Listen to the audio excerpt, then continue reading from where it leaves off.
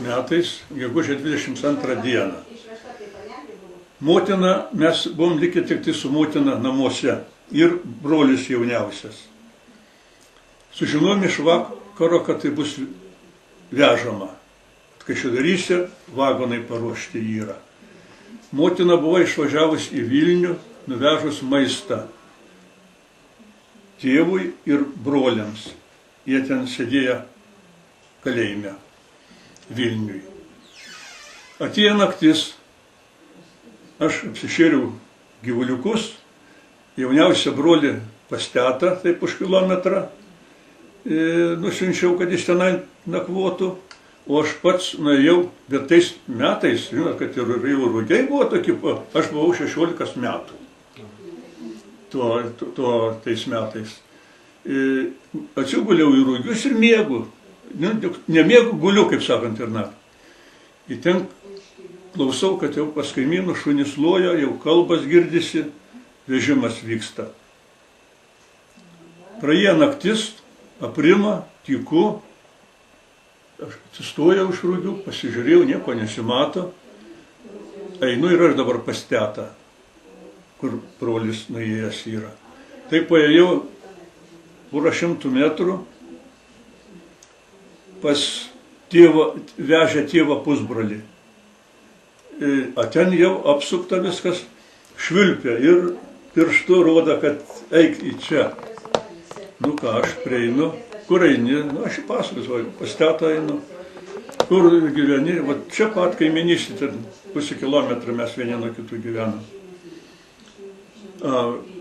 Nuvedė mane pas tą viršininką, pas viršininką nuvedė, apklausė jis manęs, sako, eik namo,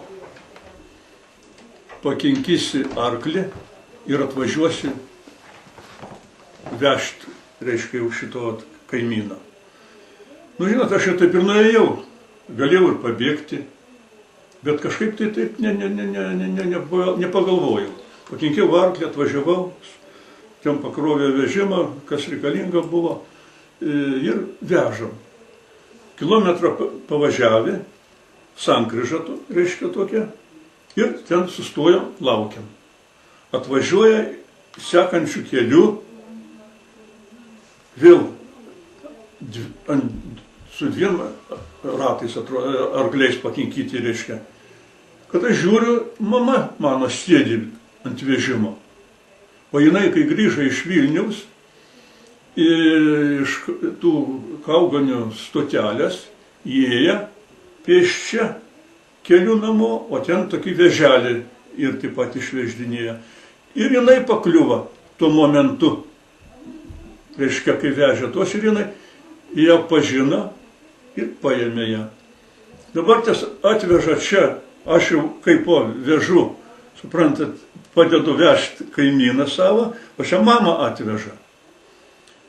Ir jie jau mane, kaip dabar tas jau išveždinėja, viskas. Namo net neleidžia. Kaimynas pradėjo prašyti, sako, leiskit kažką nors pasiimti, sako, aš pasikinkysiu savo arklį ir, tiesiai kalbėjo, leido trumpam.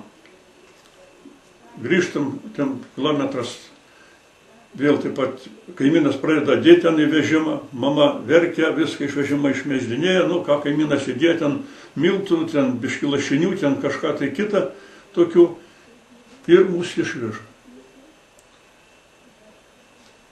Nuvežė į kaimą, ten tokį Ceneikės, ten sustojom, ten užregistravo viską, kaip reikiant. Ir dabar tiesiog Kaišiadorys atvažiavo mašina, sukrovė mus į mašiną ir į Kaišiadorys. Ten vagonai buvo paruošti, į vagonus sukrovė, ant savo tų maišų, ką buvome maišus pakrovę, ant tų ir mėgojom ir sėdėjom. Buvo tokių, kurie bejėgiai visai buvo, tai jie mesdinėja. Tie kareiviai, reiškia, į vagoną, supranti, kad jie nepajėgė įlipti. Ir išvežė mus. Vežė, važiavam, jeigu neklystu, 17, atrodo, dienų vežė į Krasnojarską. ten išlaipina Krasnojarske, tokiam name, barakas tokius, kaip sakant, ten mus talpina daugumą visus tenais. Ir po 2 turbūt dienų vėl pakraudinėja į sunkvežimius ir vežė prie Enišėjaus, o ten mūsų laukia laivas. Jeigu neklystu, atrodo, pavadinimas ten buvo tokie Leninas ir Stalinas. Atrodo, kad Stalinas laivas tas mūsų vežė. 4-aukštis, didelis laivas, ten visą sąstatą sutalpina į tą laivą. Ir išvežė mus tuomet laivu 700 km link šiaurės, po Enišėjaus, reiškia, tekėjimo vandenio, reiškia, žemyn, 700 km. Ir taip pradėjo palaipsniui, sustoja, vienus išlaipina, ten pavažiuoja, kaimelis yra kitas, reiškia, vėl ten išlaipina, taip toliau. Ir ant rytinas, kaip sakant, į darbą. Niekas ten nieko neklausė. Patalpinant tiesą mus į barakus, ten daug šeimų ir narai tokie sukalti. Ir ant tų narų ten savo maišelius pasidėję, ant jų gulėjom. Pečius buvo iš statinės, kur benzinas būna pilamas. Tai vienas išpjautas durelės, ten kūrenam, o ant viršaus statydavom podelius, kažkokius turėjom, ar ten ką, ir virdavom. Malkų ten užtekdavo liksočiai, pristatydavo, ten specialiai buvo, kurie vežės malkas. Ir į darbą kibom. Kas, paskirstė, kas turi daryti. Aš pjoviau mišką. Pjoviau pradžiai, pjovėm taip, dviese su šitu, jeigu jūs žinot tą skersinį pjūklą, kur dviese pjauni. Buvo tokie vadinami lučiokai. Jau tokie siauri, ant lanko specialiai įtaisyta. Ir jau tenais vienas pasilenkęs ir vienas pjauni rastus. O, tokius, reiškia, storus. Ir taip gyvenimas ir jėja. Ir žmona, ir ten kitas moteris šakas genėdavo, degindavo, o mes paskui skersuodavom. Žiemos metu sniego iki 2 metrų pristigdavo.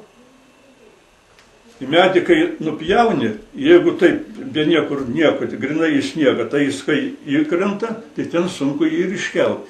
Tai pradžiai tokius nupjauni plonesnius kažkur tai skersai, paskui ant jų leidi medį, kad jis į sniegą neįlystų. Suskersuoji, visokai ten ilgių 6 metrų, 4 metrų, 12 metrų įvairiausio ilgio būdavo pagal rūšis medžio. Ir paskui reikėdavo, o čia moteris kasa kelią kasa iki pat žemės. Iki pat žemės. Tai, kai išmeta tą sniegą, tai kai iki lubų. Suprantat, į vieną pusę metą. O čia dabar mes tuos rastus, kur supjovėm, yra norma dar duota. Ir turi juos grandinės duodavo, ne virvės, bet grandinės, kur karvės riša.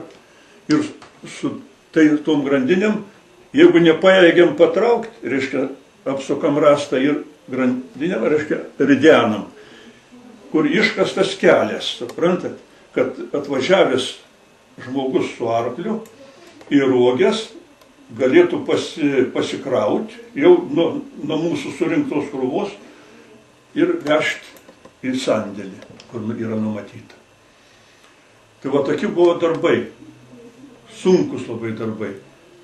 Medžiai stori, kur ploni, tai dar, bet kai kur stori, jėgos neužtekdavo. O normas nepadarei, reiškia, duonas jau negausi.